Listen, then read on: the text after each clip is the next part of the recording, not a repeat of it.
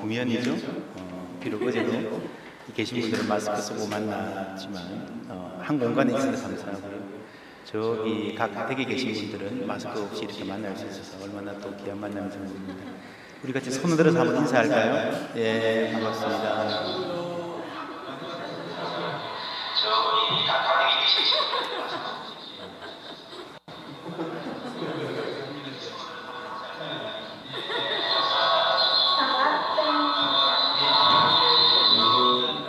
네, 감사합니다. 네, 반갑습니다.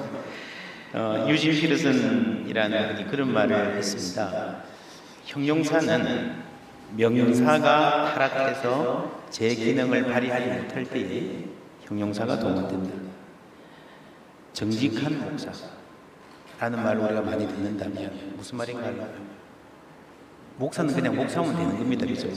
근데 목사 앞에 정직한 목사라는 말이 많이 붙는다 그러면 이 목사라는 말이 타락했거든요. 그죠? 저분 목사님이다 이러면 되는데 예를 들면 실력 있는 교수, 사실 교수는 원래 실력이 있어야 되죠. 자애로운 엄마는 원래 자애로워야 되는 겁니다. 그런 점에서 우리가 어떤 교회가 되어야 될까? 건강한 교회라는 말이 많이 나오는 상황 자체가 사실은 마음 아픈 상황이죠. 그냥 교회가 되면 되는 겁니다. 근데 우리가 대단히 특별한 교회가 될 필요도 없고 위대한 교회가 될 필요도 없고 사실은 건강한 교회를 위해 노력해야 되지만 건강한 교회라는 말을 해야 되는 상황 자체는 참 안타까운 상황이에요. 그렇죠? 오늘 이 한 찬송 교회를 교회되 그런 면에서 얼마나 은혜로운 찬송인지 모릅니다. 여러분 정말 특별한 교회가 될 필요 없이 교회가 교회되면 되는 줄 믿습니다. 그렇죠? 이거 다른 교회는 안 하는 그런데 우리 교회는 이렇다 이게 아니라 하나님이 본래 의도하신 그 교회, 그죠? 복음을 갖고 있으면 세상 끝 좀 못 가져도 당연히 빛을 발하게 되는 그 교회가 되면 되는 겁니다. 교회가 교회되는 은혜가 우리 가운데 있기를 바랍니다. 그래서 저기는 교회다, 저기는 교회다 라는 한마디로 충분히 설명하는 그런 시대를 열어가는 교회, 새누리교회 되었으면 좋겠습니다. 오늘은 복음에 대한 이야기로 시작하려고 하는데요. 복음 그러면 우리가 생각나는 첫 번째 말은 누구나 그럴 겁니다. 하나님이 세상을 이처럼 사랑하사 독생자를 주셨으니 이는 그를 믿는 자마다 멸망하지 않고 영생을 얻게 하려 함이라. 하나님이 뭘 사랑했어요? 세상을 사랑했죠.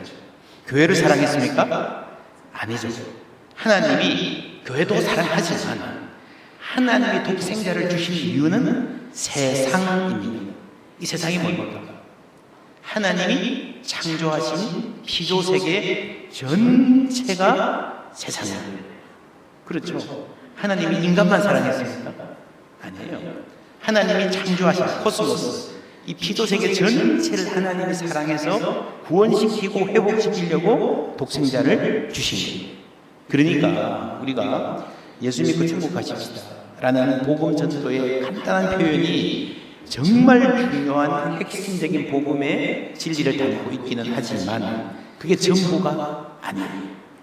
잘못 들으면 여러분 많은 사람들이 혹성 탈출적 구원관을 갖고 있습니다. 하나님이 우리 인간들 중에서도 예수 믿는 사람들만 싹 뽑아가지고 어디로 데려가고 그게 하늘나라겠지 이 땅은 완전히 그냥 다 파괴해서 멸망시켜서 없애버리는 이 땅에 이제 아무런 의미가 없어지는 그게 구원이다. 맞아요, 틀려요? 그렇지 않습니다. 왜냐하면 하나님이 뭘 사랑했다 그랬습니까? 세상을 사랑했다. 세상을. 피조세계 전체를 하나님이 사랑하셨습니다. 우리 로마서에 이런 말이 나옵니다. 8장 우리 다 같이 한번 읽어볼까요? 시작. 피조물이 고대하던 말인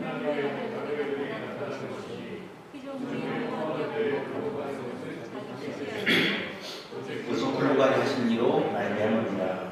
그 바라는 것은 피조물도 쓰러짐의 종로를 가운데서 해방되어 하나님의 자녀들의 영광의 자유에 이르는 것이다. 피조물이 다 이제까지 함께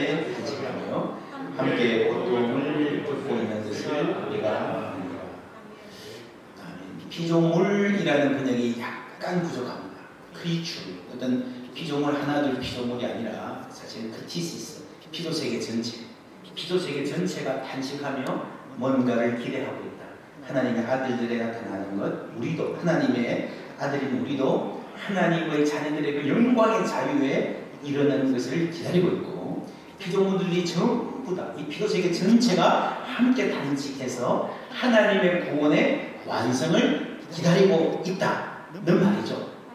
여러분, 여기에 별 이의가 있을 수 없죠, 그죠? 이 구원의 그림, 큰 그림을 보면요, 여러분, 하나님이 택한 사람만, 구원받은 사람만 딴 데로 하늘나라로 가게 하고 이 세계는 다 멸망시켜서 불에 타서 없애버리실 것이다라는 말이 얼마나 말이 안 되는 건지를 여러분 알 수 있어요. 그렇지 않습니까? 피조세계가 뭘 기다려요? 인간들은 멀리 떠나고 우리는 남아서 불에 타서 없어질 것을 기다리겠습니까? 말이 안 되잖아요. 말이 안 되잖아요.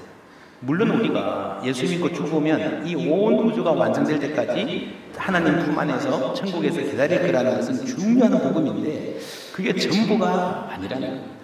구약 성경 전체에서부터 계속해서 나오는 말은 뭡니까? 새하늘과 새 땅. 하나님이 창조하신 새하늘과 새 땅. 이거를 좀 더 간단하게 줄이면 어떻게 되죠? 새누리. 맞습니까? 그죠? 새누리 굉장히 좋은 이름입니다. 새하늘과 새 땅을 하나로 줄이면 새누리가 되는 거죠. 우리말이기도 하고. 그러니까 새하늘과 새 땅의 완성 회복이 구원입니다. 이 구원의 큰 그림 안에서 내가 예수 믿고 복음을 듣고 하나님 자녀가 되는 것, 그리고 그 끝에 있는 하나님 자녀의 영광의 자유가 뭔지를 알아야 우리가 하나님의 뜻을 전체적으로 이해할 수 있고 오늘 우리가 살아가는 삶의 고난과 탄식도 이해할 수 있는 겁니다. 여러분 생각해 보세요. 하나님 천지를 지으셨어요. 우리 보고 잘 살고 다스리라 그랬어요. 그런데 오늘에 이르러서 이 세계가 이 모양이 되었어요. 엉망이 되었어요. 성경적인 말로는 타락했다고 말합니다. 누구 때문입니까? 피조물들, 인간을 제외한 다른 피조물들, 자연세계 때문입니까? 인간 때문입니까? 누구 때문이죠? 누가 타락했습니까? 인간이 타락했죠. 그랬는데 이 인간들이 생각하는 구원이라는 게 피조세계는 다 멸망하고 불에 타서 없어지고 인간들만 뽑아서 다른 데 가서 다시 새살림 할 거다 라는 게 우리의 구원관이면요, 이거 정말 심각한 거예요. 성경을 읽는데 인간이 얼마나 인간 중심으로 읽어왔나를 보여주는 겁니다. 그렇죠? 하나님 중심이 아니라, 하나님의 계획적인 게 아니라, 여러분 성경을 읽고 신학을 해도 인간이 얼마나 인간 중심으로, 그렇죠? 여러분 타락한 거는, 잘못한 거는, 죄 지은 것은 인간인데 인간의 잘못 때문에 피조세계가 지금까지 고통받고 있는데 인간들이 생각하는 구원이라는 게 피조세계는 다 멸망해버리고 그 인간만 데리고 가서 하나님의 새살림 차리, 이거 아니라는 거죠. 그래서 여러분 신학에서부터 모든 인간의 학문들이 얼마만큼 인간 중심으로 정의되어 있는가, 그게 사실은 오늘날 크게 보면 코로나 이 위기를 만드는 거예요. 우리가 인간 중심으로 살아왔기 때문에. 제레미 립킨이라는 분이 있습니다. 이분이 경제학자, 경영학자예요. 왓슨 스쿨, 유펜의 교수죠. 공감의 역사라고 하는 아주 두꺼운 책, 정말 한번 읽어보실 만한 책입니다. 많은 이제 문제작들을 쓰셨죠. 이분이 최근에 이런 말들을, 이게 이제 공감의 역사에 나오는 대목이기도 한데 하셨습니다. 인간이 지구에 남은 마지막 야생의 틀을 침범하고 있어서예요. 1900년만 해도 인간이 사는 땅은 14% 정도였습니다. 지금은 거의 77%. 인간은 야생을 개발해 단일 경작지로 사용하고 숲을 밀어버리고 소를 키워 소고기를 생산합니다. 이것도 기후변화를 유발합니다. 야생 생명들의 이주가 시작되었습니다.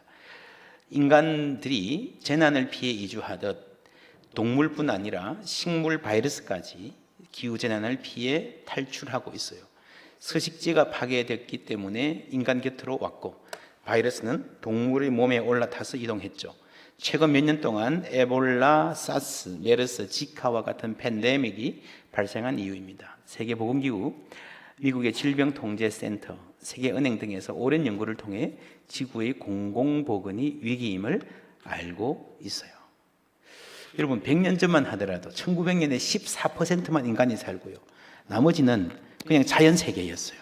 근데 지금 77%가, 한국은 그래도 그나마 그린벨트 이런 게 있어가지고 지금 생각하면 많이 묶어 놓았던 거예요. 그죠?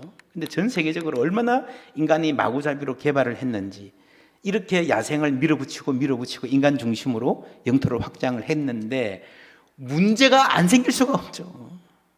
문제가 안 생기는 게 당연하다는 겁니다.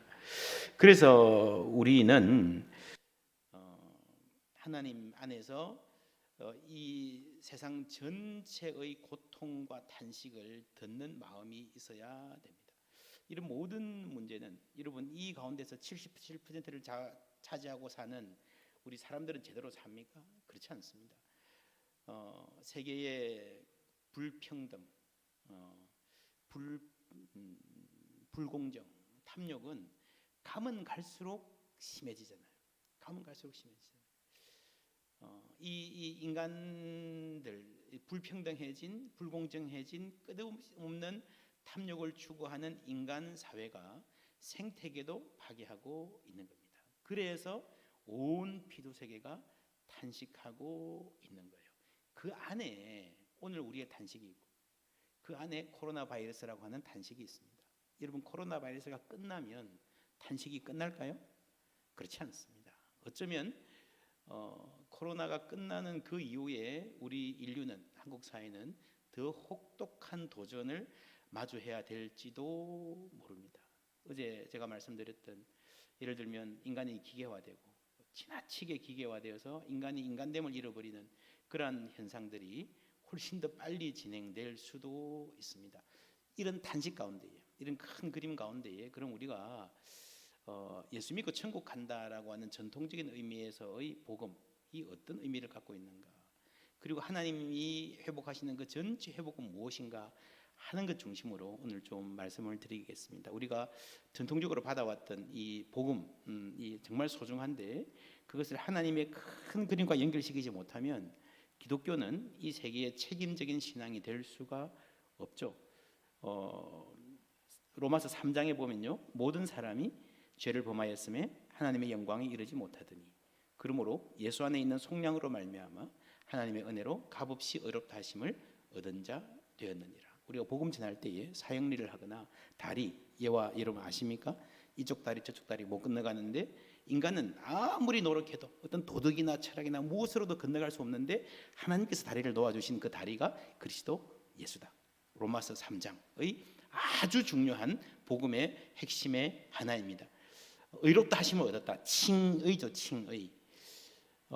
그런데 이게 로마서를 쭉 읽어보면요, 이 칭의의 복음이 복음의 완성이 아니고 어떤 의미에서 첫 출발일 수 있습니다. 인간은 죄인인데 하나님 앞에서 정죄를 받아서 심판받아야 마땅한데 하나님이 우리를 값없이 의롭다 해 주셨다는 거죠. 더 이상 우리는 그 죄의식, 정죄의 미래에 시달리지 않아도 되고 하나님께 죄가 용서받고 용납되었다라고 하는 이 아주 소중한 복음의 핵심이지만 이것이 복음의 전부가 아니라는 거죠.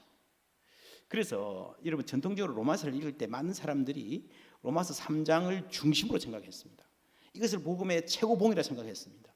그러면 4장에 나오는 아브라함 이야기는 예화죠. 칭의를 얻은 사람, 하나의 예로 들고 그 뒤에 5장에서 8장 쭉 이어지는 이야기는 약간 그 다음에 나오는 보충 설명 정도로 생각하는 사람들이 많았는데 그렇지 않고요. 요즘에 굉장히 많은 학자들이 로마서를 다시 연구해 보니까 그 뒷부분에 예를 들면 8장에 아주 중요한 로마서의 핵심, 이 복음의 최고봉이 담겨 있다라고 말합니다.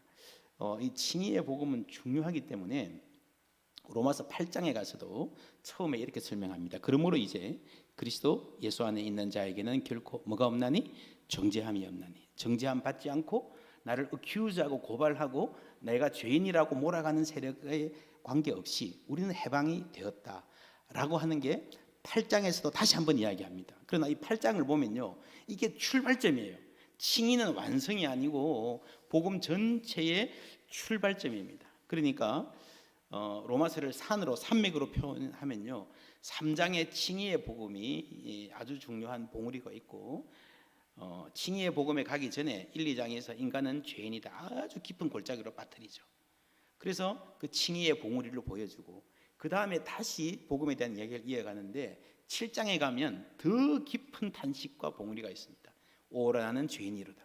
내가 마음의 법으로는 하나님을 따르지만 육신으로는 자꾸 죄를 행한다라고 하는 그 깊은 골짜기에서 다시 우리를 봉우리로 끌어올려서 복음의 진짜 최고봉을 지나는 게 뭔가 하면 8장에 나오는 거예요. 이 8장에는 핵심이 칭의다, 누가 우리를 정죄하지 않는다 하는 게 핵심이 아니라 우리가 하나님의 자녀되었다, 하나님이 우리를 자녀 삼으셨다. 그래서 우리가 성령을 받아서 성령께서 우리를 도우셔서 하나님을 아빠, 아버지라 부른다 라고 하는 하나님의 자녀됨, 우리가 하나님의 자녀다라는 게 복음의 핵심이 되어 있습니다. 여러분, 신앙에서 성경을 보면요, 가장 중요한 게 제임스 페커라는 학자가 그런 이야기를, 그 하나님을 아는 지식이라는 책이 있죠. 그 책이 아주 좋은 책인데 그 책을 보면요, 신구약 성경의 가장 중요한 중심은 우리가 거룩하신 하나님 아버지의 자녀가 된다는 사실이다. 우리가 자녀라는 거예요. 여러분, 이 세상에 우리 그리스도인들의 많은 문제들이, 이런 목사님이 되고 나서도요, 무슨 총회장 하고 싶어하고 명예를 탐구하고 더 큰 교회 만들고 싶어하고, 그게 대단한 거라 생각하는 이유는 사실은 제가 보기엔 단 하나입니다. 이 하나님의 자녀,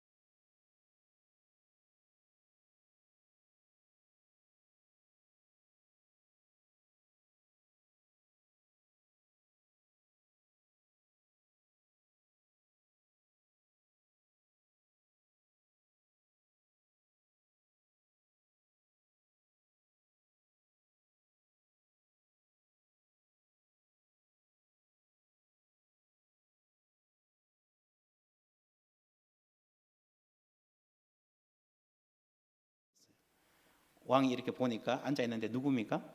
자기 아들이야. 어떻게 해요? 선포는 해놨는데.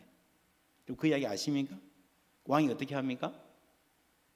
칼을 들어서 저 죄인의 눈을 빼라. 그러고 그 다음에 나머지 한 눈은 누구 눈을 빼요? 자기 눈을 빼죠. 그런 이야기. 이걸 가지고 우리가 복음을 많이 설명을 했었습니다. 모르세요? 네, 아주 유명한 이야기죠. 복음을 많이 설명했었습니다. 그러니까 눈으로 뽑아야 되는 것은 공이고 자기 눈을 뽑는 것은 하나님의 사랑이다 라고 공의와 사랑의 조화를 갖고 이제 복음을 설명했는데, 이게 뭐 아예 틀린 건 아니에요. 하나님이 공의도 있고 사랑도 있으니까.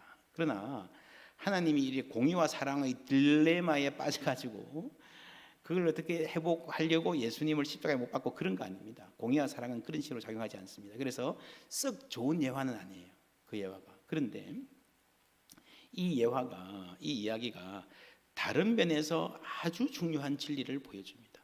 자, 이 왕과 왕자는 두 가지 관계에 걸쳐 있어요. 하나의 관계는 재판장과 죄인의 관계예요. 그죠? 또 하나 관계는 뭡니까? 아버지와 아들의 관계예요. 이 둘 중에 재판장과 죄인의 관계와 아버지와 아들의 관계에서 어떤 관계가 더 중요할까요? 어떤 관계가 더 중요합니까? 재판장과 죄인입니까? 아버지와 아들입니까? 아버지와 아들이죠. 두 눈 중에 내 눈을 뽑았다는 것은요, 얘가 죄인이지만 내 아들이라는 거예요. 내 아들.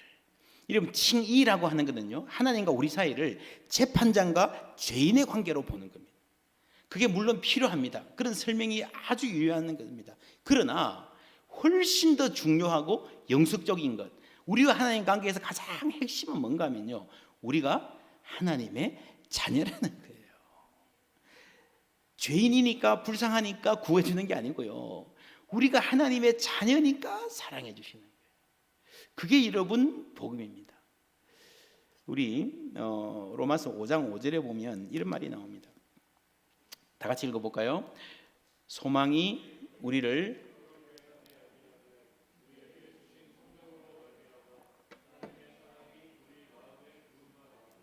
아멘. 예, 성령이 무슨 일을 하시는가 하면요, 하나님의 사랑이 우리 마음에 부음받으면, 여러분 주전자나 컵을 들고 어디 이렇게 붓는 동작 여러분 아마 떠오르죠, 그죠? 바로 그겁니다. 하나님이 사랑을 주전자에 담고 우리 마음이 컵이라 생각하면 부어 주시는 거예요. 부어 주시는 거예요. 얼마나 생생한 표현입니까? 그게 누가 하시는 일인가 하면 성령 하나님이 하시는 일입니다. 그러면 어떤 일이 일어나는가 하면요, 너희는 다시 무서워하는 종의 영을 받지 아니하고 양자의 영을 받았으므로 우리가 아빠 아버지라고 부르짖느니라. 성령이 친히 우리 영과 더불어 뭘 증언하신다 그랬어요? 우리가 하나님의 자녀인 것을 증언하시나니. 복음은 내가 하나님의 딸이 되고 아들이 되었다는 겁니다. 근데 우리가 우리 스스로는 우둔해서 그것을 잘 모르고 이해 못하고 생생하게 못 느끼고 살아갔는데, 하나님이 성령을 주셔서 우리에게 증언해 주시는 거예요. 너가 하나님의 딸이다 아들이다 자꾸 말씀해 주시는 거예요. 그래서 성령은 양자의 영, Spirit of Adoption입니다. 이것도 번역이 좀 잘못됐어요. 여러분 양자의 영 하면 Spirit of Adoptee가 돼야 되죠. 양자가 갖는 영. 그게 아니고요, Adoption이라고 하는 행위의 영입니다. 행위의 주체라는 거죠. Adoption이란 말도 그렇게 좋은 번역은 아닙니다. 정확하게 번역하면 성령은 자녀 삼음의 영이라고 할 수 있습니다. 휘오세시아, 성령은 우리를 자녀로 삼으시는 영이라는 말입니다. 무슨 말인가 하면은 예수 그리스도의 십자가에 의해서 우리가 하나님 자녀가 되었습니다. 이거는 다분히 법적인 측면입니다. 여러분 우리가 고학원에 가가지고 어떤 장로님이, 여기 장로님 안 계시죠? 어떤 형제님이 고학원에 가가지고 아이를 데려왔습니다. 호적을 했습니다. 내 자녀로 삼았습니다. 내가 오늘 죽어도 바로 이 아이에게 상속이 됩니다. 상속이 끝났어요. 법적으로 완벽한 자녀가 되었습니다. 그러나 이 아이가 내 집에 와서 하룻밤 자고 그 다음날 일어났을 때에 나한테 와서 아빠 그럴까요? 입이 잘 안 떨어지죠. 자녀가 되었지만, 법적인 권리는 확보가 되었지만, 어디 가서 내가 저 집 자녀다 하더라도 전혀 거짓말이 아니지만, 그러나 내 마음속에서는요, 내가 자녀 같지가 않아요. 내 이 꼴을 볼 때에, 이 훌륭한 아버지를 볼 때에 내가 어떻게 자녀를 할 수 있어요? 어색하고 거리가 멀게 느껴져요. 그런데 그 아들에게, 그 딸에게 아빠, 아버지라고 부르고 그 품에 가서 안기고 아버지가 나를 얼마나 사랑하는 분인지 알게 되고 아버지와 친밀함을 느끼게 할 수 있는, 그렇게 하시는 게 누구의 사역이라고요? 성령의 사역인 거예요. 그러니까 예수 그리스도가 십자가는요, 객관적인 화해의 완성, 이렇게 보시면 됩니다. 객관적으로 나를 그 집 아들로, 하나님 자녀로 삼으시는 거예요. 그러나 성령이 없이는 안 느껴져요. 실감이 안 나요. 아빠라고 못 불러요. 그래서 우리가, 여러분 어떻게 보면 성경에 보면요, 예수님이 돌아가신 것은 우리에게 성령이 임하게 하기 위해서 돌아가셨다 하는 정도의 표현, 그런 느낌을 주는 말씀도 굉장히 많습니다. 하나님이 우리 가운데 성령을 보내셔서 하시는 일은요, 어떤 은사나 다른 것 이전에 우리를 하나님 딸로, 자녀로 삼으셨다는 그 단순하고 중요한 사실을 우리 마음에 알려주시는, 끊임없이 우리로 하여금 하나님의 자녀로 살아가게 하는 은혜인 줄 믿습니다. 제가 아는 어떤 집사님이 아주 뭐 좋은 대학 나와가지고 돈 잘 버는, 뭐 누가 볼 때 야, 저 사람 참 유복한 사람이다, 그런 분인데, 이 앉아서 한 몇 시간 이야기를 해보니까요, 야, 세상에 이렇게 고생을 많이 한 사람이 있나 싶은 그런 분이 있더라고요. 초등학교 때 학교에서 이제 공부하고 있는데 선생님이 나오라 그러더니 집에 가봐라. 근데 엄마가 아프단다. 아니요, 선생님 나 공부하고 갈래요. 공부해야 돼요. 가봐라. 할 수 없이 등 떠밀려 가지고 가방 챙겨서 나오니까 교문 앞에 자기 형이 서 있더래요. 형도 엄마가 아프다 소리 듣고 나온 거예요. 그래서 집에 가보니까 엄마가 돌아가신 거예요. 그래서 이제 누나하고 형하고 세 명이서 장례를 하는데 아버지가 안 오셨어요. 왜냐하면 아버지가 배를 타는데, 옛날에는 고기잡이 배 타면요, 한번 나가면 삼척, 오징어 배 이런 거 가면은 그냥 한 달이고 두 달이고 배 타고 오는 거죠. 그런데 연락처도 없고 핸드폰은 당연히 없거니와 연락도 잘 안 되고, 그러니까 또 아이들이 연락할 길도 몰라서 그냥 장례를 그렇게 그냥 대충 치렀어요. 엄마 돌아가셨다는 것보다 내일부터 우리가 누가 밥 해주냐 이런 생각이 더 들었대요. 한 두 달 있다가 아버지가 돌아오시고, 그렇게 아버지는 왔다 갔다 하면서 이렇게 사는데 그 아버지가 고3 때 돌아가십니다. 근데 지금도 그게 수수께끼래요. 그때 아버지 친구들이 하는 말이, 배가 침몰했는데 다 빠져서 나오는데 너희 아버지만 안 나왔다. 왜 안 나왔는지 모르겠다. 왜 못 나왔는지가 아니라 그냥 별로 살 마음이 없는 사람처럼 느껴지더라는 거예요, 아버지 친구들한테.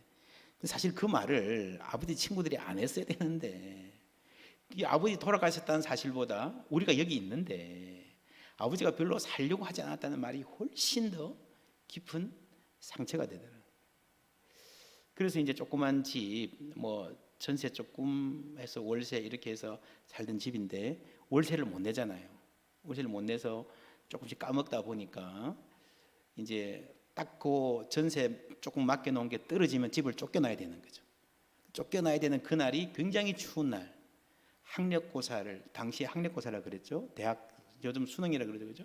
한 달 앞둔 날이었대요. 공부해서 대학을 가야 되는데 갈 데가 없어진 거예요. 그러니까 이분이 고민하고 있는데 교회 친구가 좀 부잣집 아이가 있어서 그 부모님이 자기 집에 들어오라 그러는 거예요. 우리 아들하고 같이 있으라. 한 달 동안, 최소한 한 달 동안 편하게 있으라.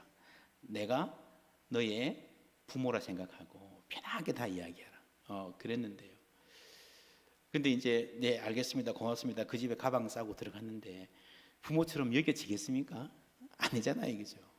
공부하다가 하고 학교에서 한 밤 11시쯤 돼서 오면요, 그 집 아이는 좀 독특한 성격이어서 자기는 밤에 일찍 자고 저녁에 일찍 자고 밤 11시에 일어나서 12시에 일어나서 공부한대요. 그러니까 내가 문 열어주겠다. 내 창문 똑똑 두드리면 문 열어주겠다. 왜냐하면 그때 부모님이 주무시는 시간이니까. 그런데 그거는 계획일 뿐이고 똑똑 두드려도 안 열어주는 날이 훨씬 많았다는 겁니다. 문제는. 그럼 어떻게 해요? 어떻게 하면 됩니까? 초인종을 눌러야 되죠. 초인종을 눌러서 저 왔습니다, 문 열어주세요 하면 되는데, 고3 학생인데요, 그때 말을 이야기하는데 초인종을 못 누르겠더라는 거예요. 왜요? 내 아버지가 아니니까. 내 아버지면 여러분 밤 1시든 2시든 와서 문 열었더라, 아들 왔습니다, 엄마가 자도 배고파요, 뭐 좀 주세요, 그럴 거 아닙니까? 그런데 자기가 아들이라는 느낌이 안 드니까 저쪽에서는 아무리 아버지로 생각해라, 엄마로 생각해라, 편하게 해라 그래도요, 그런 생각이 안 드니까 초인종을 누를 수가 없는 거예요. 여러분 그 집에만 들어가면요, 따뜻한 방이 있고 맛있는 음식이 있고 모든 게 다 있습니다. 모든 게. 이 고3 아이 입장에서는. 그런데 뭘 못하는가 하면요, 저쪽에서 허락하지 않은 것도 아니에요. 이미 허락했어요. 언제든지 편하게 해라, 자다가 일어날게 해도 못 누르는 거예요. 그래서 이분이 그때 할 수 없이 가방 들고 교회로 가가지고 교회 뒤에서 이렇게 웅크리고 자다가 학교를 가고 했던 적이 한두 번이 아니랍니다. 여러분, 어떻게 보면 이게 우리가 신앙생활하는 모습일 수 있습니다. 우리는 하나님 자녀가 되었습니다. 근데 종종 잊어버려요. 때로 우리는 실감을 못해요. 하나님이 멀게 아득하게만 느껴져요. 그래서 우리에게 성령 하나님의 도움이 필요한 겁니다. Spirit of Adoption, 아니 자녀를 삼으시는 하나님의 사역. 그래서 우리가 하나님을 아빠라고 부르는 거예요. 아빠라고. 멀리 있는 아버지가 아니라, 아버님 전상서 이런 아버지가 아니라 언제든지 가서 안길 수 있는, 내가 아프면 아프다 할 수 있는 엄마 아빠로 부를 수 있는 은혜를 우리에게 주셨습니다. 여러분, 그게 오늘 우리가 살아가면서 누려야 할 구원의 핵심입니다. 그리고 육신을 따르지 않고 그 영을 따라, 성령의 역할이죠. 우리에게 율법의 요구가 이루어지게 하려 하심이라. 율법의 요구가 뭡니까? 좁게 보면 우리가 율법을 행할 능력이 없었는데 하나님이 우리가 기쁜 마음으로 순종하며 그 율법을 따라 살 수 있는 은혜를 주시는 거예요. 그게 율법의 요구를 이루어지게 하는 겁니다. 그런데 여러분, 사실 그렇다고 해서 우리가 완벽하게, 하나님 성령이 우리와 함께 계시다고 해서 율법을 완벽하게 지킬 수 있습니까? 그건 아니에요. 율법의 요구를, 성령이 하시는 율법의 요구를 우리가 마치 도덕 점수 따듯이 나 혼자서는 60점밖에 안 되는데 성령이 도와주셔서 80점, 90점 받아서 합격 점수 받아서 천국에 들어가게 해주겠다, 그렇게 생각하시면 안 돼요. 이 율법의 요구는 좀 더 넓은 범위에서 봐야 됩니다. 물론 우리가 다른 삶을 살 수 있지만 그 새 생명이 뭘 요구하는가, 뭘 말하는가 하면요, 하나님의 뜻을 이루는 삶을 사는 거예요. 하나님의 기뻐하시고 온전하신 거룩하신 뜻을 분별하도록 하라. 그래서 그 뜻을 따라 사는 거, 그게 신앙생활이거든요. 왜 율법을 주셨는가? 율법이 뭔가? 여러분, 구약성경, 아니 신구약성경 전체를 보면 톰 라이트라는 신학자가 5가지 막으로 이루어져 있다. 5막으로 된 연극이라고 이야기했습니다. 창조, 그 다음에 타락, 그렇죠? 그 다음에 이스라엘, 아브라함부터 선택한 이스라엘의 이야기가 성경의 많은 부분을 이룹니다. 그리고 신학에 와서 예수, 그리고 맨 마지막에 교회. 이 교회의 시대가 끝나면 세상 전체가 완성되는 때가 오죠. 그런데 이 창조가 완벽한 창조였는가? 아닙니다. 옛날에는 사람들이요, 이 창조가 완벽한 창조라 생각했습니다. 이 완벽이 뭐예요?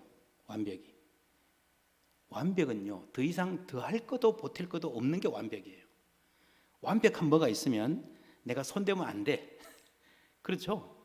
완벽한 뭐는 손대는 순간 완벽이 흐트러지는 거예요. 근데 하나님이 창조하신 그 창조가 그런 의미에서 완벽인가?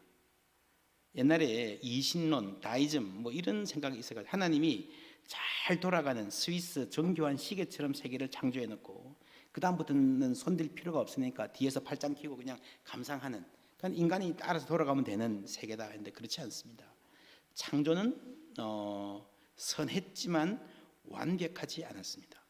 완벽하지 않았던 이유는 뭔가 하면요, 하나님이 능력이 모자라서 완벽하지 않게 한 게 아니고, 창조는 이런 거예요. 예를 들면 하나님이 한 성을 만들어요. 성을 만들면, 도시를 만든다 그러면 뭘 하겠습니까? 성벽을 쌓고 나무를 심고 집을 만들고 언덕도 만들고 시내도 흐르게 하고, 그렇죠? 꽃도 나무도 피게 하고. 그게 성이 다 만들어진 게 아니에요. 성이 만들면요, 그 다음부터는 사람들이 와서 살죠. 완벽한 성은요, 기반 시설을 만든다고 되는 게 아니라 어떤 사람들이 와서 어떻게 사는가에 달려 있어요. 그렇지 않습니까? 여러분, 대전 시내 어디에 서울 홍대 로데오 거리만큼 물 좋은 타운을 만들겠다 해서 만들어 놓아도 물 안 좋은, 젊은 아이들 이야기로 물 안 좋은 사람들이 와서 놀면 물 안 좋은 데가 되는 거예요. 그게 훨씬 더 중요해요. 어떤 사람들이 와서 어떤 모양으로 살아가는가. 그래서 창조는 그 출발을 한 겁니다. 출발을 하나님이 출발을 해서 인간을 파트너로 부르셔서 생육하고 번성하고 다스리게 하시고, 그래서 완성을 향해서 선한 출발을 한 게 창조예요. 그런데 그 뜻을 인간들이 받드는데 성공했어요, 실패했어요? 실패했죠. 그게 타락입니다. 그래서 하나님이 이스라엘을 부르셨습니다. 이스라엘도 상당 부분 실패했죠. 그래서 하나님이 예수님을 보내신 거예요. 그리고 그 다음에 그리스도의 몸인 교회가 그 회복, 하나님이 창조하신 그 세계, 본래 창조하실 때 오리지널 플랜을 따라서 세계 전체를 하나님이 원하시는 샬롬으로 만들어가는, 완성해가는 그 역할을 교회가 담당하고 있는 겁니다. 그거를 그림으로 그리면, 미로슬라프 볼프라는 학자가 이렇게 그랬습니다. 회복, 우리가 창조 세계를 회복하자 이러는데, 그게 뭐 틀린 말은 아니지만 그렇게 정확한 말은 아닙니다. 구원은 인간이 창조되었을 때에 타락하기 이전의 상태로 돌아가는 게 구원이 아닙니다. 이 점선을 보세요. 하나님이 창조하신 이 세계를 완성하려고 하셨잖아요, 그죠? 이게 본래 하나님의 의도예요. 그러니까 창조가 완벽한 게 아니라 그랬죠. 그 완벽은 이 완성에 있습니다. 인간이 함께 하나님이 하기를 원하신 거예요. 그 인간의 사명입니다. 아담의 사명이었어요. 그런데 인간이 타락했죠. 구속했죠. 그 구속의 역할은, 의미는 뭔가 하면은, 인간이 타락했음에도 불구하고 하나님이 본래 그 오리지널 플랜을 포기하지 않으시고 인간과 함께 완성을 향해서 나아가기를 원하신다는 거예요. 그래서 구원의 완성은 창조 때로 돌아가는 게 아니라 창조 때 하나님이 가졌던 그 본래 계획, 하나님의 꿈, 그 비전, 하나님의 비전을 인간이 동참해서 함께 나아가는 겁니다. 그 전체 스토리가 다시 앞에 보시면요, 예수, 교회 이렇게 이어지는 거예요. 근데 이 교회라고 하는 이 스토리는요, 오막은 완성된 게 아닙니다. 우리가 그 안에 들어가 있잖아요. 그죠? 아직 열려 있는 겁니다. 우리가 해야 되는 겁니다. 그래서 여러분, 성경을 보면요, 굉장히 재밌는 게 결론이 결론 같지 않은 성경이 많아요. 사도행전 보세요. 사도 바울이 쭉 가잖아요, 그죠? 뭐 배도 타고 뭐 왔다 갔다 하다가 로마에 갔죠. 그러면 세상 이야기면 당연히 사도 바울이 그래서 어떻게 해서 어떻게 했다, 사도 바울의 스토리에 결론이 있어야 됩니다. 근데 그냥 로마에서 그냥 끝쳐져 버립니다. 하나님의 나라를 담대하게 가르치되 아무도 금하지 않았다. 왜 그렇습니까? 성경은 그런 식의 결론을 우리에게 주려고 의도한 책이 아니라는 거죠. 이제 성경은 뭔가 하면, 이 연극으로 치면 이제는 여러분의 차례입니다. 앉아있던 사람들이 성경의 이야기를 쭉 연극처럼 보다가 이제는 여러분의 차례, 오막이 되면 어느 순간에 앞으로 나와서 우리가 연기를 하는 거예요. 그죠? 성경의 이야기는 우리가 이어서 써야 되는 이야기죠. 근데 이 연기는 대본이 없습니다. 그게 교회의 실천입니다. 그대로 준 대로 문자적으로 따라하는 게 우리가 맡은 연기가 아니에요. 대본이 없지만 마음대로 하는 건 아니죠. 그죠? 1막, 2막, 3막, 4막, 5막의 앞부분을 잘 보면, 아, 이게 어디로 가야 되는가 하는 감이 생길 거예요. 감이. 그죠? 그 감을 갖고 살아가는 게 교회고 신앙생활이는 거예요. 이 그림에 의하면 하나님의 본래의 꿈, 완성을 향한 저 꿈을 향해서 함께 나아가는 것이 신앙생활인 겁니다. 그런 점에서 이 안에 우리의 구원이 있는 겁니다. 세상 전체를 완성하시려는 하나님의 큰 계획 안에서 우리가 구원을 받았습니다. 그런데 우리가 예수 믿고 천국 간다, 구원받았다 할 때는요, 너무 이게 좁아요.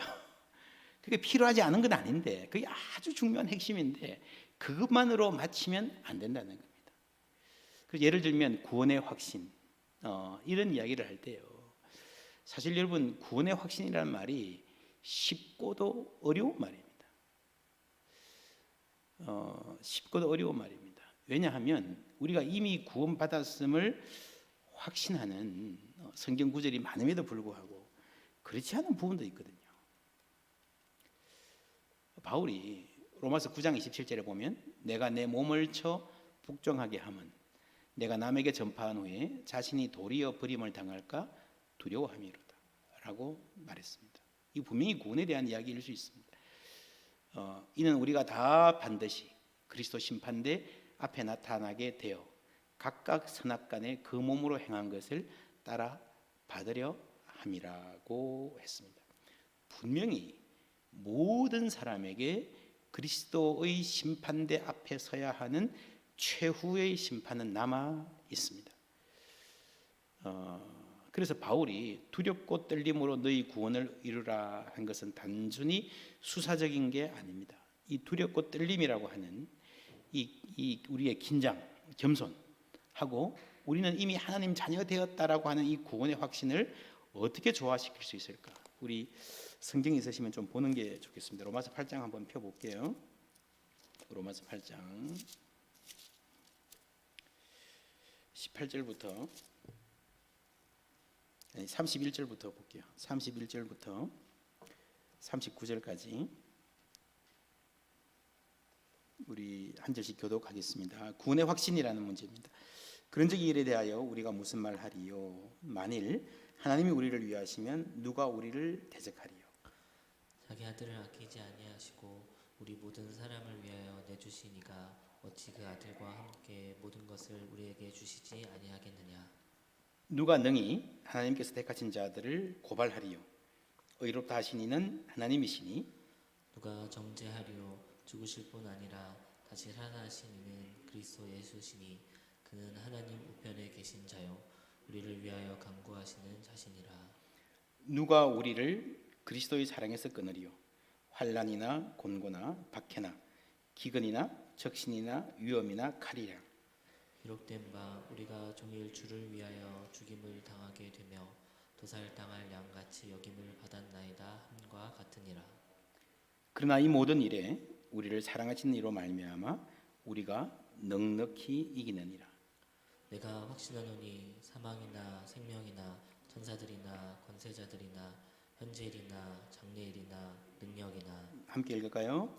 높음이나 깊음이나 다른 어떤 피조물이라도 우리를 우리 주 그리스도 예수 안에 안에 있는 하나님의 사랑에서 끊을 수 없으리라. 아멘. 예, 우리가 전통적으로 구원의 확신이라고 주로 말하던 칭의 33절에 누가 하나님의 택하신 자들을 고발하리요? 의롭다 하신 이는, 이게 칭의죠. 34절에 누가 정죄하리요? 누구든 하나님의 심판대 앞에서 우리를 정죄하고 죄인으로 규정할 그런 세력은 없다라고 하는 의미에서의 개인적인 구원의 확신이 33절 34절에 나옵니다. 그런데 다른 의미의 확신이 필요해요. 우리에게는 도해를 하면은 이 로마서 8장 우리가 읽은 부분에 중심에 누가 정죄하리요? 누가 고발하리요? 하나님이 이미 우리를 의롭다 해주셨다라는 말이 나옵니다. 근데 그 앞뒤에 무슨 말이 나오는가 하면요, 자기 아들을 아끼지 아니하시고 내어주신 이가, 그 바로 뒤에 누가 우리를 그리스도의 사랑에서 끊으리요. 그렇죠? 그러니까 나는 정죄받지 않는다, 나는 이미 의롭다 하심을 받았다라고 하는 칭의라고 하는 구원의 확신을 뭐가 감싸고 있는가 하면은 하나님의 사랑의 확신에 대한 말씀이 감싸고 있어요. 그리고 그 다음에 뭐가 있는가 하면요, 그 밖에는 뭐가 있는가 하면 만일 하나님이 우리를 위하시면 누가 우리를 대적하리요. 하나님의 승리입니다. 승리. 그죠? 하나님이 승리하셨으니까 맨 마지막에 이 모든 일에 우리가 넉넉히 이기느니라. 하나님이 그 어떤 대적들 방해 세력에도 불구하고 하나님이 승리하셨다라고 하는, 여러분 이게 전체의 틀을 이루고 있는 겁니다. 그래서 우리가 확신이라고 할 때 너무 내 죄를 사함 받았나, 내가 의롭다 함을 받았다, 그 확신이 중요하지만 거기에만 올인하면 안 돼요. 그보다 훨씬 중요한 것은 우리 구원은요, 내가 어떤 사람이다라는 확신이 아니라 하나님의 사랑의 확신이 훨씬 더 중요합니다. 머릿속에 외워보세요. 맨 안에 뭐가 있습니까? 구원의 확신이 있고요, 그 다음에 뭐가 있습니까? 사랑의 확신이 있고요, 그 다음에 승리의 확신이 있는 거예요. 사랑의 확신. 여러분, 성경이 우리에게 구원의 확신을 말할 때에 가장 중요하게 생각하는 확신의 포인트는 이거예요. 자기 아들을 아끼지 아니하시고 우리 모든 사람을 위하여 내어 주시니가 어찌 그 아들과 함께 모든 것을 우리에게 은사로 주지 아니하시겠느냐. 여러분, 우리가 바울조차도 그랬습니다. 내가 나를 쳐 복종케 하면, 내가 나를 보면요 늘 확신이 무너져요. 나는 뭐 진짜 하나님의 사랑을 받을 만한 사람이 못 된다 하지만 하나님은 우리를 사랑하신다는 분명한 사실. 어디서 알 수 있습니까? 십자가를 보면, 십자가의 사랑을 보면 의심의 여지 없이 알 수 있다는 거죠. 하나님이 나를 구하기 위해서 아들을 아껴하지 아니하시고 내어 주셨는데, 나의 구원을 완성하기 위해서 치불해야 될 대가가 있다면 포기하시겠냐는 거죠. 하나님의 사랑입니다. 예를 들면 이렇게 표현할 수 있을 겁니다. 어떤 신사가 길을 가다가 길에서 반지 하나를 또르르 어떻게 굴려가지고 하수구에 들어가 버렸어요. 어떻게 하겠습니까? 이 반지가 귀한 거면 넥타이 풀고 찾겠지만 뭐 그냥 포기할 만한 거면 포기하고 가겠죠. 근데 이 사람이 막 찾는 거예요. 근데 안 돼요. 못 찾아요. 전화해가지고 포크레인을 불러요. 그것까지도 안 돼요. 막 집을 부시고 공사를 해. 뭐 엄청난 돈을 들여가지고 시청에 신청해가지고 막 뭐 교통 통제하고 막 어마어마한 돈을 지불해가지고 그 반지를 구하는 모습을 볼 때에 사람들이 뭐라 그러겠어요? 야, 저 반지 엄청 비싼 건가 보다. 당연하죠, 그죠? 그렇게 추측을 하겠죠. 그런데 막상 그 반지를 보니까 형편없는 거야. 누가 줘도 고마워하지도 않을 만큼 형편없는 반지. 그런데 그럼에도 불구하고 이 신사가 이 반지를 구하기 위해서 엄청난 자원을 투자하고 마음 졸였다 그러면 여러분 결론이 뭐겠습니까? 우리가 보기에는 객관적인 세상의 가치로는 별거 아니어도 이 반지가 저분한테는 굉장히 소중한 것인가 보다 라고 추정을 할 수 있잖아요. 그렇죠? 그겁니다. 이 신사가 이 반지를 구하기 위해서, 잃어버린 반지를 구하기 위해서 투자한 그 모든 재원이 뭔가 하면요, 예수 그리스도의 십자가예요. 아들 독생자의 목숨이에요. 이 형편없어 보이는 반지는 나예요, 나. 그죠? 그래서 내가 이 반지의 모습 나 자체를 보면 늘 실망할 수밖에 없습니다. 늘 낙심할 수밖에 없습니다. 나는 별거 아니다. 맞습니다. 근데 그게 아니고 우리가 바라봐야 될 것은요, 나를 구원하기 위해서 하나님이 지불하신 대가라는 겁니다. 그거를 볼 때 우리는 우리의 구원을, 아니 하나님의 사랑을 추호도 의심할 수 없다는 겁니다. 우리 그게 희미해지거든요. 우리 하나님을 잘 못 바라보거든요. 이 세상의 자극들이, 세상의 유혹들이 너무 크고 우리 시야를 흐트러 놓거든요. 그래서 우리에게 성령 하나님의 도움이 필요한 겁니다. 끊임없이 우리를 하나님의 자녀라 되새김받게 해주시는, 다니엘이 전에 하던 대로 습관을 갖고 하나님 앞에 창문을 열고 기도했을 때에 자기가 누구인지, 하나님이 어떤 분인지 자기가 누구인지를 알려주시는 거거든요. 그 은혜가 있어야 우리가 믿음 안에서 살아갈 수가 있습니다. 다시 정리하면 머릿속에 담아두시기 바랍니다. 맨 안에 구원의 확신이 있어요. 그 다음에 뭐가 있습니까? 하나님의 사랑의 확신이에요. 사실은 내가 받은 구원의 확신보다 훨씬 더 중요한 것은 하나님의 사랑의 확신입니다. 그 맨 마지막에 뭐가 있는가 하면요, 승리의 확신. 이것은 여러분 이게 가장 큰 구원이고 이 자체를 놓치면 안 됩니다. 성경에 보면요, 출애굽이 구원의 하나의 전범인데, 모델인데, 출애굽이 보세요. 내 말 잘 듣는 사람 밤에 몰래 탈출시키는 그런 프로젝트가 아니라, 세상이야 어떻게 되든 우리만 잘 살고 보자는 그런 프로젝트가 아니라 하나님의 능력이 바로를 무릎 꿇리는, 하나님의 능력을 만방에 드러내는, 그래서 마침내 악의 세력을 상징하는 바로의 군대를 바다에 처박는, 여러분 악에 대한 선의 승리입니다. 그게 구원이에요. 하나님의 통치가 완성이 되는 거예요. 하나님의 다스림인 겁니다. 그래서 사실은 이거는요, 우리가 이해하기 굉장히 힘듭니다. 우리의 그 인식의 범위를 현저히 벗어나는 이야기가 많기 때문에 성경이 이 말을 할 때는 상징으로 말을 해요. 상징으로. 예를 들면 요한계시록이죠. 요한계시록에 짐승이 나오고 용이 나오고 뭐 불타고 막 전쟁하고 그러잖아요. 그게 왜 그런가 하면은 우리의 구원을 이루어 가신 하나님의 능력 가운데, 사역 가운데에 악에 대한 선의 승리가 분명히 존재하기 때문에 그렇습니다. 이게 요한계시록에만 나오는 게 아니라 사실은 로마서도 요한복음도 똑같은 똑같은 인식을 소유하고 있어요. 강조만 다를 뿐이에요. 강조만. 그렇죠? 요한계시록은 맨 밖에 나오는 승리의 확신을 가장 강조했고, 다른 성경은 다른 부분을 강조할 뿐입니다. 여러분 요한복음 1장에 보면은 빛이 어둠에 빛이 돼 어둠이 깨닫지 못하더라 라고 우리 성경에 번역된 말이 있지만, 그 밑에 여러분 각 줄을 내려가 보시면요, 빛이 어둠에 빛이 돼 어둠이 뭐 하지 못하더라? 이기지 못하더라. 이게 뭐 지금 한국 사회에서는 굉장히 유명한 노래도 됐죠. 어둠은 빛을 이길 수 없다. 이게 성경에서 나온 거예요. 빛이 어둠에 빛이 돼 어둠이 이기지 못하더라. 예수님이 빛으로 오셨잖아요. 어둠이 대적합니다. 싸움이 있습니다. 그 싸움의 출발이 뭐였습니까? 결정적인 한 포인트가 뭐였는가 하면은 십자가죠. 십자가는 예수님의 희생이기도 하지만, 여러분 이 어둠의 악의 세력이 하나님을 공격한 거예요. 그런데 지나고 보니까 그 십자가와 부활이 하나님이 승리를 거두신 방법이 되었다. 길이 되었다. 그게 여러분 복음인 겁니다.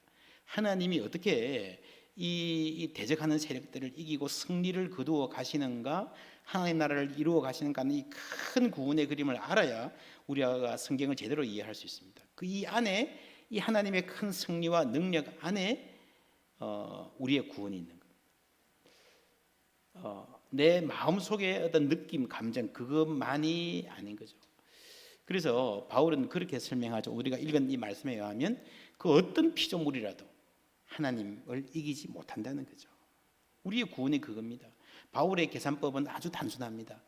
여러분 저울이 있어요. 세계에서 가장 큰 저울, 세계보다 더 큰 저울이 있고, 이쪽에 뭘 세우는가 하면 하나님을 세워요. 이쪽에 뭘 세우는가 하면 이 피조세계 전체에서, 피조물 전체에서 능력이나 높음이나 기쁨이나 천사들이나 어떤 피조물이라도 하나님을 제외한 모든 것을 다 세워서 대결시킵니다. 여러분 예를 들면 그런 거 있죠. 지금 미국이라는 나라의 군사력이 세계 나머지 모든 나라의 군사력보다 더 크다 이런 말을 하잖아요. 비용으로 보면. 맞습니까? 예, 하여튼 그 비슷한 논리로 하나님을 이쪽에 세우고 세상의 모든 왕들, 통치자들, 경제의 권력들, 뭐 돈의 힘, 악한 사람들 다 세워서, 영적인 존재들까지 다 세워서 비교해 보면 누가 이길까요? 이쪽은 조물주고 이쪽은 피조물입니다. 누가 이길까요?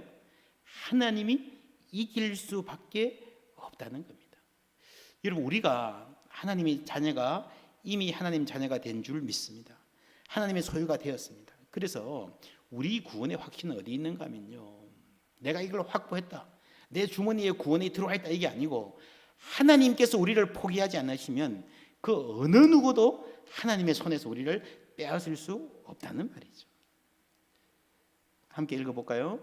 그들을 주신 내 아버지는 만물보다 크심에 아무도 아버지 손에서 빼앗을 수 없느니라. 여러분 이게 구원의 확신입니다. 하나님의 능력, 하나님의 사랑, 우리를 구원하신 하나님의 의지에 대한 확신이 구원의 확신입니다. 그래서 신앙은요, 절대로 내가 하나님 앞에 붙어 있으려는 노력에 의해서 좌우되는 게 아닙니다. 제가 미국에서 목회할 때에 우리 교우 중에, 여기도 이제 뭐 많은 연구들 하시는 분들 많으신 교회로 제가 알고 있는데, 접착체를 연구하는 분이 있어요. 접착제. 근데 이분이 하는 말이, 자연에서 발견되는 접착제 중에서 가장 훌륭한 접착제가 홍합에 있다 그러더라고요. 홍합이 바위에 붙어 있잖아요. 그죠? 근데 여러분 태풍이 불면 이렇게 막 쇠로 용접해 놓은 건물도 다 떨어지고 날아가고 흔들리는데 홍합이 바위에 붙어 있는 게 대단한 접착력이라는 거예요. 여러분 그렇지 않습니까? 제가 그 말 듣고 특히 홍합은 이렇게 물이 들어가도 약화되지 않는 접착제고요. 이게 자연물이기 때문에 예를 들면 잘만 개발하면 의료용으로 수술 후에 봉합을 한다든지 하는데 굉장히 응용할 수 있는 대목이 가능성이 많다 그렇게 이야기하더라고요. 제가 그 말 듣고 바닷가 제가 포항에 사니까 요 바닷가 가서 홍합을 볼 때마다 존경하는 마음이 들기도 합니다. 대단하다. 나도 하나님께 꼭 붙어 있어야 되겠구나. 근데 성경을 연구해 보면요, 물론 우리가 하나님께 꼭 붙어 있다는 노력도 중요하지만 훨씬 더 중요한 것은요, 하나님이 우리를 붙잡고 있다는 겁니다. 하나님이 우리를 붙잡고 놓치려고 하지 않으시면 그 어떤 것도, 그 어떤 세력도, 그 어떤 장애도 우리를 하나님 손에서 빼앗을 수 없음을 믿습니다. 그래서 우리가 세상에서 여유 이럴 때 요즘에 그런 말 많이 하죠. 가진 자의 여유. 최고의 여유가 가진 자의 여유라는데 여러분 그렇지 않습니다. 왜냐하면 내가 가진 것 언제 없어질지 모르잖아요. 내가 가지고 있는 것에, 내가 가진 것의 그 가치가 나는 그대로 붙잡고 있어요. 갑자기 상실되는, 그렇죠? 집값이든 주식값이든 갑자기 상실될 수 있는 게 내가 가진 겁니다. 정말 우리가 여유를 가질 수 있는 것은요, 내가 무엇을 가졌기 때문이 아니라 하나님이 나를 가지고 계시기 때문인 줄 믿습니다. 내가 하나님의 소유되었다는 사실이 우리가 승리를 확신할 수 있는 근거입니다. 이 하나님의 승리 안에, 하나님의 능력 안에 우리의 승리가 있는 거예요. 그게 그리스도의 부활이죠. 그리스도의 부활로 악의 세력을 정복하셨다, 사망을 정복하셨다라고 하잖아요. 이 안에서 우리가 이제 오늘 시작할 때 주제였던, 어제도 이 주제 함께 말씀드렸습니다. 탄식. 그뿐 아니라 또한 우리 곧 성령의 처음 익은 열매를 받은 우리까지도 속으로 탄식하여 양자될 것, 곧 우리 몸의 속량을 기다리느니라. 완전한 구원의 완성, 아까 그림으로 보여드렸죠. 그 완성을 기다린다라고 하는 말입니다. 근데 이것도 번역이 약간 유감인데 잘못 읽으면 성령의 처음 익은 열매를 받은 우리까지도 어떤 느낌입니까? 이런 느낌이에요. 우리는 성령의 처음 익은 열매를 받았음에도 불구하고 탄식한다. 세상의 탄식이 워낙 깊기 때문에 우리는 성령의 열매를 받아서 탄식을 안 해도 될 법한데, 우리는 탄식 없이 룰루랄라 살아갈 수 있는 사람들이 본래 되는 건데, 이 세상에 워낙 탄식이, 고통이 깊기 때문에 우리 같은 사람도 탄식해야 되는 참 어처구니 없는 힘든 세월이다. Even though 이런 느낌을 줘요. 한국 성경 번역이.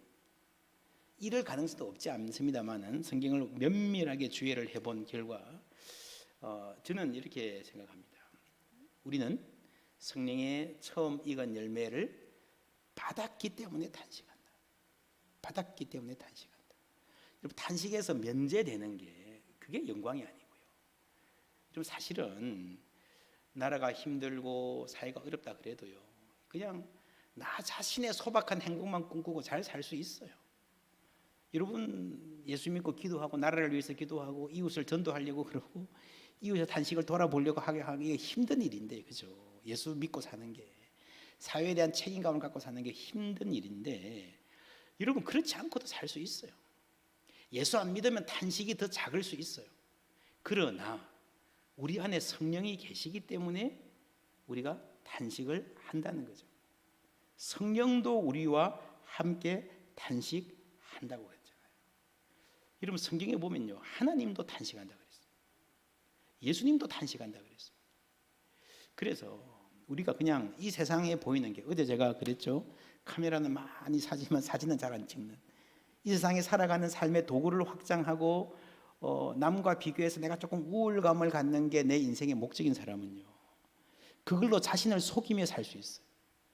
우리 인생의 이 탄식, 세상의 탄식과 외면하고 자기만의 성을 쌓고 나름대로 사는 방법이 어쩌면 이 세상이 제공하는 삶의 행복하게, 소위 행복하게 사는 방법인지 몰라요.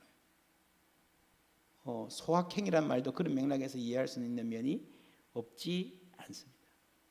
그런데 우리는 성령의 처음 익은 열매를 받았기 때문에, 이 세상이 그대로가 다가 아닌 줄 알기 때문에, 저 사람들이 그렇게 다 잘 사는 것 같지만 나만 장군 같은 사람도 세상에 밖에서 보면요, 그냥 더할 나위 없이 행복한 사람 같지만 문을 열고 안에 들어가 보면 그 깊은 고통과 고민이 있다는 걸 알기 때문에 우리가 세상을 바라볼 때, 이웃을 바라볼 때 탄식할 수밖에 없는 겁니다.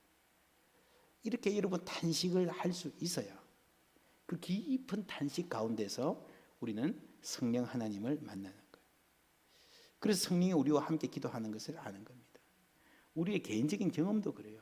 여러분 대부분 아유 행복하다 뭐 룰루랄라 할 때는 기도 잘 안 하잖아요. 기도해도 대충 하잖아요. 내 문제 때문에 혹시 어쩔 수 없이 탄식하게 될 때에 하나님 의지하잖아요. 그때 하나님의 사랑을 느끼잖아요. 거기서 우리가 한 단계 더 들어가서 이 세상의 문제 때문에 탄식할 수 있는 사람이 된다면 거기서 우리의 믿음이, 우리의 기도와 우리의 비전이 넓어지는 겁니다. 그때에 우리는 하나님의 뜻을 알아가는 거예요. 탄식하지 않고 하나님의 뜻을 알아갈 수 없습니다. 그런 면에서 어쩌면 이 코로나19라고 하는 우리 인간이 가진 게 별거 아니구나, 내가 많이 가져봐야 그게 인간의 삶을 보장해주지 못하구나 하는 것을 알게 되었다는 면에서 은총의 계기일 수도 있다고 저는 믿습니다. 그 안에서 우리가 하나님의 뜻을 알아가는데, 우리가 알거니와 하나님을 사랑하는 자 곧 그의 뜻대로 부르심을 입은 자들에게는 모든 것이 합력하여 선을 이루느니라. 많은 그리스도인들이 좋아하는, 그죠? 저는 이렇게 배웠습니다. 롬 8:28, 로마서 8장 28절, 롬 8:28. 저도 너무너무 좋아하는 말씀이에요. 근데 이 구절의 해석이 주어가 뭘까? 주어가 뭘까? 모든 것이 합력하여 선을 이룬다. 모든 것들이 자기들 그냥 A, B, C, D, E 많은 일들, 그 안에 기쁨도 있고 재난도 있고 내가 실수한 것도 있고 하지 말아야 될 한 것도 있는데 그게 다 결국에는 다 합력하여 자기들끼리 뚱땅 그러더니 어우 좋은 결과가 나왔다. 그죠? 모든 것이 합력하여 선을 이룬다고 그냥 번역하면 그런 느낌이 듭니다. 근데 그렇지 않고요.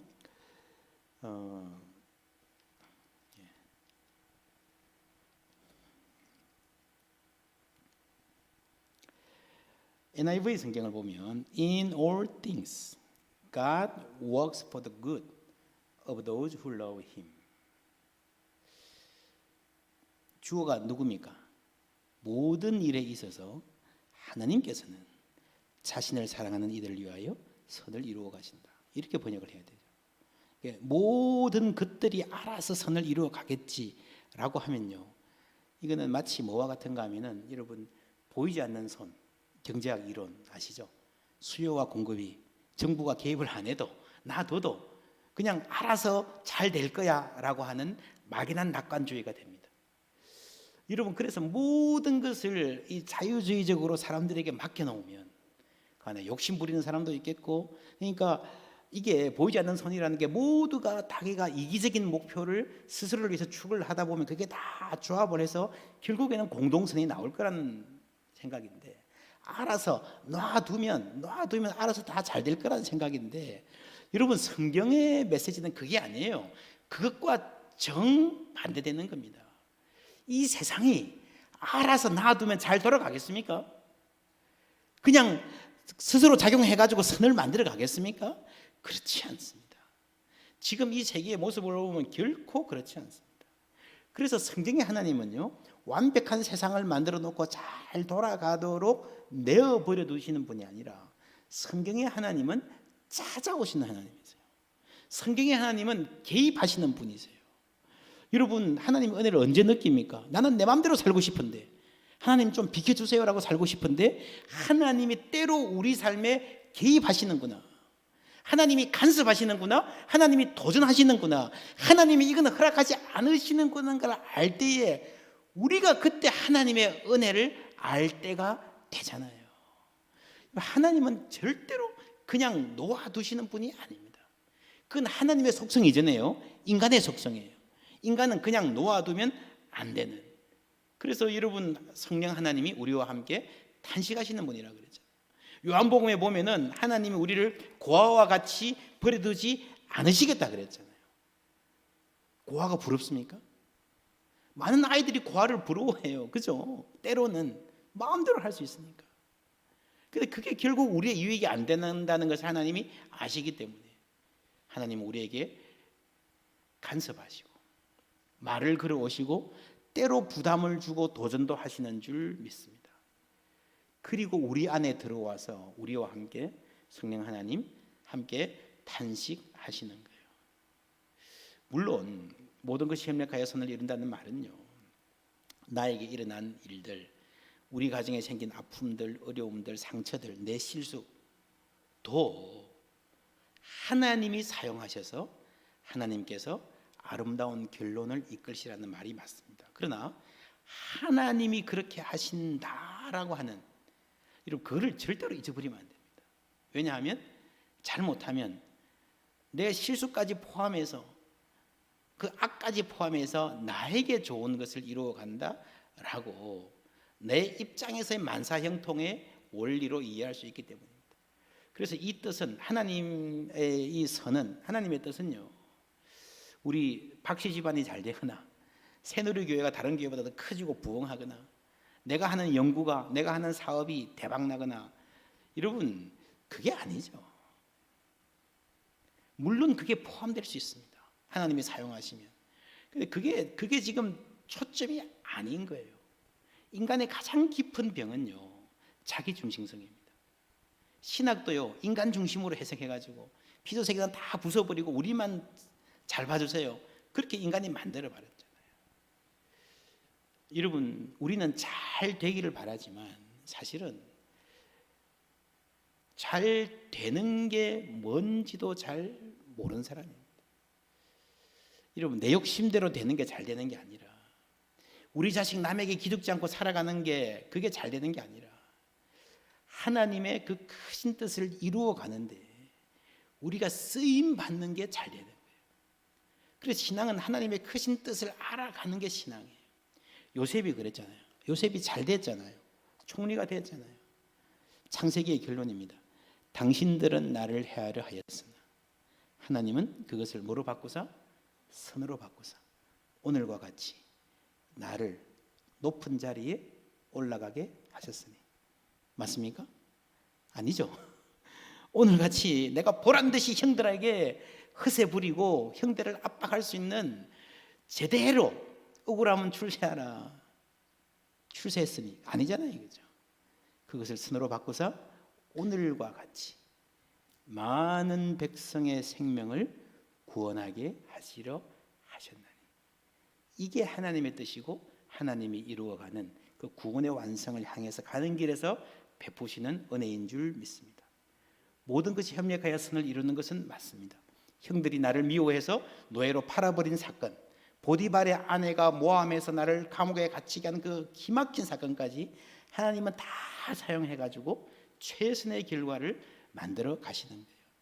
근데 그래서 내가 총리가 됐다가 아니라, 그래서 많은 백성의 생명을 구원하게 하셨다.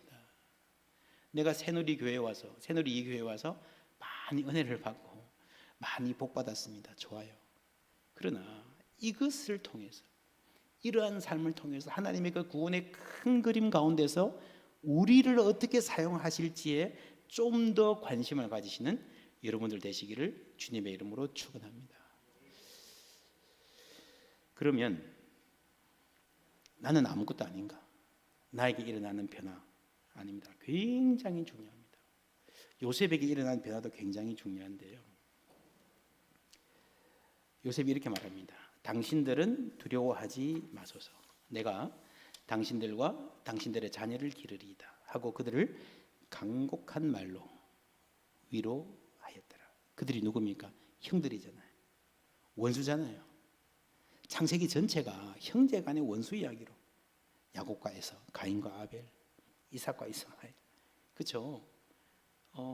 그 갈등 이야기로 점철되어 있습니다. 근데 마지막에 이런 장면이 등장하네요. 화해죠. 용서죠. 지금 요셉 입장에서는 형들을 해하는 게 이게 파리 한 마리 눌러 죽이는 것보다 더 쉬운 일이 됐습니다. 그런데 용서해요. 그죠? 용서할 뿐 아니라 간곡한 말로 위로해요. 이게 요셉에게 일어난 하나님이 원하시는 변화인 줄 믿습니다. 하나님이 큰 구원을 이루어 가시고 그 속에서 나도 변화시키시는데 뭔가 하면은 요셉이라고 한 사람이 용서의 사람이 되는 것입니다. 그래서 우리의 소망이 하나님 안에 있으면 바뀌어가는 거예요. 물론 예수 믿는 사람도 열심히 공부하고 열심히 돈 벌고 사업하고 직장에서 승진하고 실적 내려고 노력하고 자녀들 열심히 키우고 비슷해요. 겉으로 모습 보면. 그죠? 총리 되면 안 되는 것보다 좋고 맞습니다. 근데 그게 중요한 게 아니라 여러분 아무리 높은 자리에 올라가도 요셉이 자기의 그 권력을 만약에 원수 가운데 썼다면 하나님하고는 아무 상관없는 거예요. 하나님 나라하고는 아무 상관없는 거예요. 그래서 로마서에서도 모든 것이 협력하여 선을 이룹니다 라고 한 28절 바로 다음에 29절입니다. 롬팔 28로 잘못 나왔네요. 로마서 8장 29절에 이런 말이 나옵니다. 함께 읽을까요? 하나님이 미리 아신 자들을 또한 그 아들의 형상을 본받게 하기 위하여 미리 정하셨으니 이는 그로 많은 형제 중에서 맏아들이 되게 하려 하심이라. 아멘. 모든 것이 협력하여 선을 이룰 것입니다. 하나님이 그렇게 하실 것입니다 라고 한 그 다음에 바로 무슨 말이 나오는가 하면은 그 아들의 형상을 본받게 하기 위하여 그를 우리의 맏아들 되게 하셨다. 무슨 말입니까? 우리의 형님, 우리의 오빠 누구예요? 예수님이 말하는 거죠. 황송하지 않습니까? 우리가 하나님 자녀 되었다는 것만도 너무너무 감사한데 예수님이 우리 큰 오빠 되고 큰 형 되었다. 너무너무 감사하지 않습니까? 황송하지 않습니까? 근데 거기에 목적이 있다는 거죠. 하나님을 본받으라. 우리가 잘 못해요.